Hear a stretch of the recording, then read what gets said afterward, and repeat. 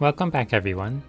Last time I soloed Sastasha with all the jobs in Endwalker and put them on a tier list.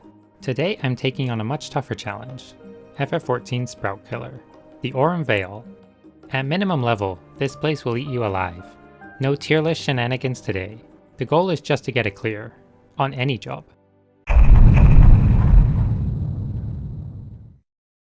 If I were to describe this place, I'd say the Aurum Vale is like a big salad. It has mushrooms, vinaigrette, brussies, old brussies, and protein. Okay, so it's a terrible salad. But Aurum Vale is a terrible dungeon. Which job will we be torturing here today? I tried out Gunbreaker first. As a tank, it has lots of HP and mitigation, and some self-sustain, but I quickly realized that its combo healing for 200 HP wasn't going to cut it here. DPS were a no-go for the same reason. The enemies here are just too tanky, and honestly, they just flattened me. And yes, I did try Summoner, but at level 47 its healing spell isn't very potent.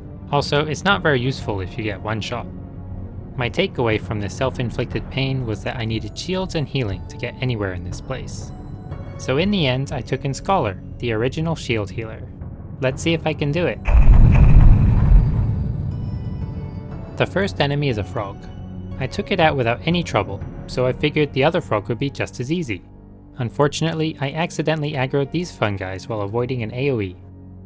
So that was great. The second attempt I avoided the mushrooms, only to discover that there are mushrooms on the other side too. The third attempt, the frog was looking away, so I snuck past it, except it spun around and drowned me in the vinaigrette. The fourth attempt, I pressed Surecast too late, but on the fifth attempt, I finally defeated the frog. Time to face the first boss. Who's that Pokemon? It's Bulbasaur! Let's take a second to review our level 47 healing kit.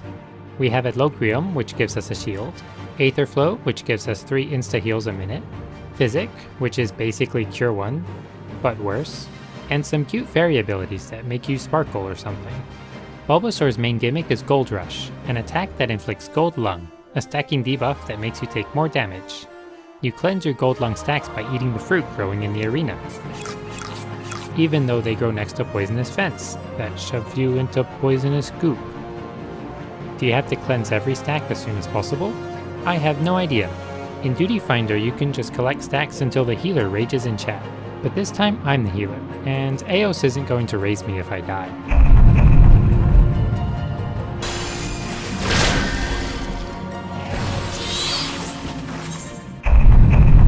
Bulbasaur's hardest hitting attack is 100 lashings, and more than anything else, it's why on-demand shields are so valuable. Otherwise, that's it for mechanics. Spam shields, dodge fence, eat fruit, and stay out of the vinaigrette. For 20 minutes. Which means it took me longer to beat this boss than it takes to clear an ultimate. Pretty cocky, ain't you? Everything in the next room aggroes on movement, except for the revenge-thirsty fruit, who started ripening as soon as I looked at them. Lucky for me, they only have like 2 HP. Next I toggled RP walk off, because I had forgotten that it was already on. So while I fight these brussies, I have a humble request for the FF14 development team. Please, add a walk toggle for controller players.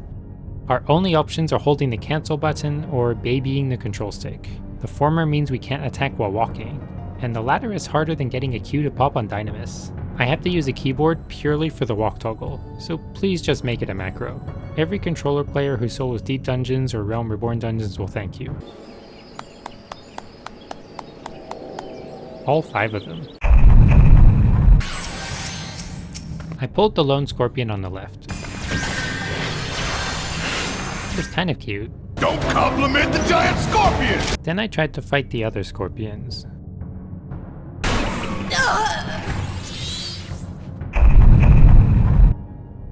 It turns out that the scorpions are not as observant as the fruit from earlier. This one's easy. It's Marowak! Remember when Marowak didn't have AoE markers? Pepperidge Farm remembers. You had to figure out his attacks on the fly. Or, if you were me, you just got hit by everything as your healer raged in chat. but now you can turn your brain off. While I pondered what to do with this mess, the scorpions suddenly all looked the other way, so I took the opportunity to sneak past them into the next corridor. There were 2 scorpions in here, but they were looking away as well, until they turned around. So that was great. You may have noticed that I haven't been using Art of War. Art of War is Scholar's AoE attack. It's instacast, and at this level it has the exact same potency as Ruin. So why wasn't I using it? The answer is simple. I didn't read my tooltips. Coincidentally, that's also why I didn't have Ruin 2 on my hotbars. Did you know that Ruin 2 is a level 38 spell? I didn't. I cleared out more fruit, but to open the way forward, I had to take out the Moorballs. Unfortunately, they took me out first. So I had to sneak past the scorpions again, and this time they saw me. I was pretty sure I couldn't beat them, so I let them take me out and tried again. You'll see later in the video, but this room was kind of a problem throughout the run. Though in the next attempt, I did manage to sneak past. Then I pulled the Moorball away from the Brussies. This way I could turn off our P-Walk and easily avoid the AoEs without being attacked by vegetables. There's one more Moorball I had to defeat before the way forward would open, but she's in the back all by herself, so I was safe from the Brussie army here. I was almost at the final boss room, and really pleased with myself about it, so you can imagine my disappointment when I turned the corner to find a wall of scorpions. They were looking right at me, so I waited a bit to see if they would move.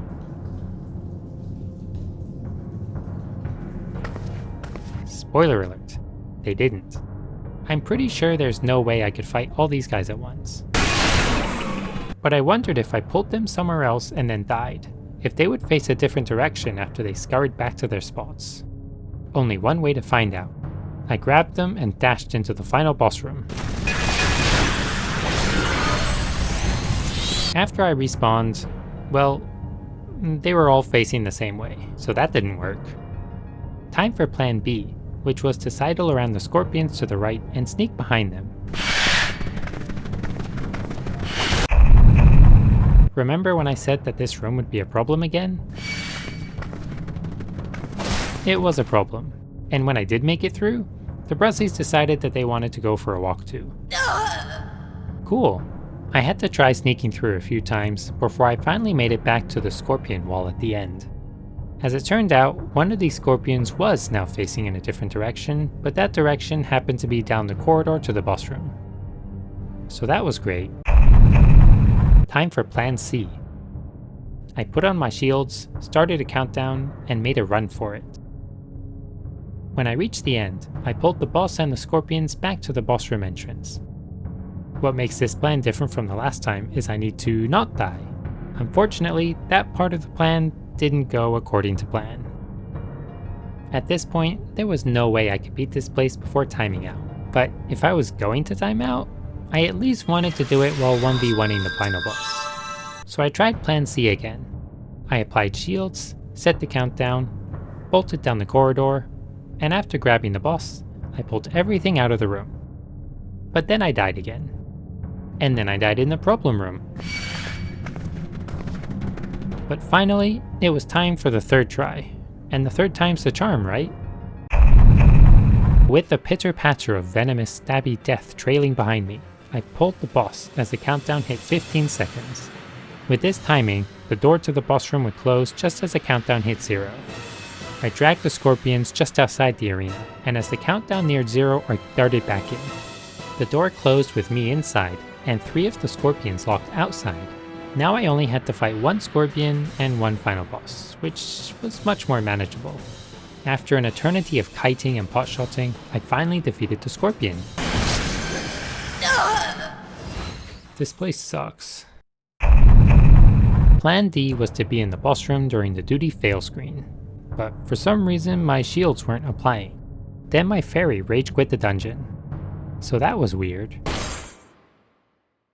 Okay, so plan D was a failure because my modem enraged. But on the bright side, I felt like this dungeon was doable. This time I tried Sage, the other shield healer. At level 47, it's similar to Scholar, except its shields are instacast, which is super nice, and instead of a fairy we have Cardia. I figured it would be fine. Spoiler alert. It wasn't.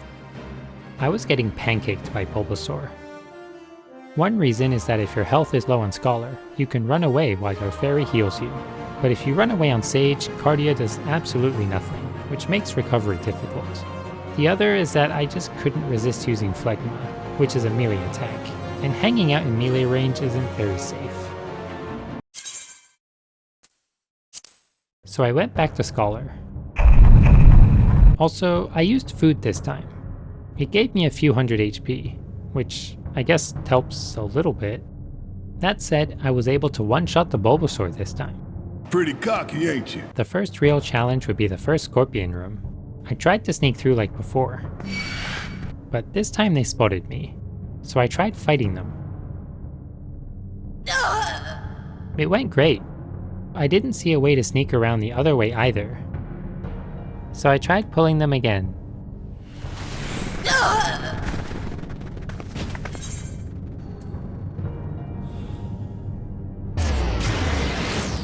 In my earlier run, I had discovered that the small scorpions can be slept, so I abused sleep to mitigate incoming damage and worked on clearing them out. It took a while, and it was pretty rough, but I finally managed to beat them. I don't really have anything new to say about Marowak. He spams AoEs, I press Ruin 1,000 times, he falls over. It's the same as how I play healer in any other content. The scorpions in the next room saw me too, because of course they did. But now I had some practice fighting them. Looks like it's gonna be Plan E. I'll show you Plan E in a minute. Just know that Plan E required me to clear out all the trash mobs. So I dragged the scorpions away from the ghost brussies and got to work. Next up was the Brussie Garden, and it turned out that the brussies have basically no HP. Kinda wish I knew that sooner. Time to put Plan E into action. First, I put the two small scorpions to sleep. Then I ran away. Back through the Brussie Garden, the Ghost Brussie Corridor, the Scorpion Den, and there we go! I had created enough distance from the sleeping scorpions that they de-aggroed. I wasn't sure if this trick would work in dungeons, so I was pretty happy to discover that it does. Now instead of fighting a death swarm, I only had to fight two scorpions at once. Hell yeah, baby! I repeated the sleep trick on one scorpion to squash the other one away from its friend. Then finally, I took out the last scorpion. Plan E had worked. It's a good plan. Now it was time to face Tangela! in boss form. For real this time. She starts off as just a souped up version of the Morballs from earlier. Fine Probe is no longer telegraphed, but it can still be avoided. And it should be, because it hurts a lot. Also, you should avoid bad breath.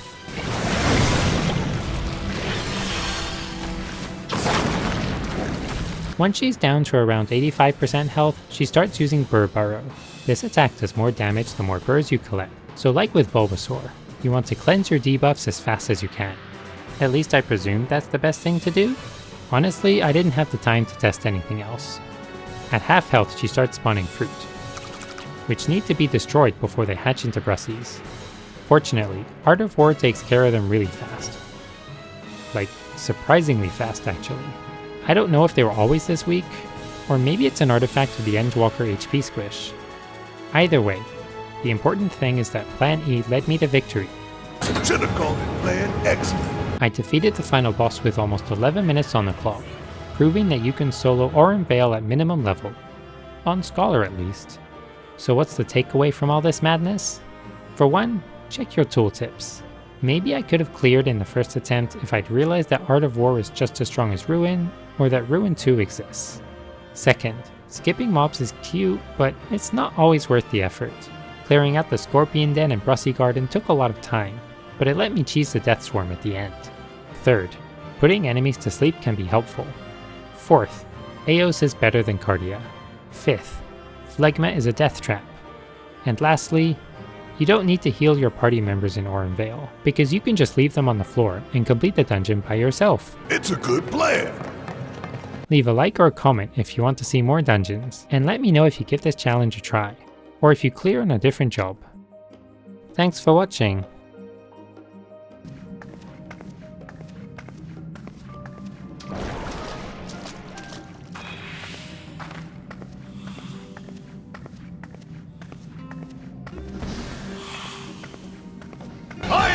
down, fight the goddamn scorpion!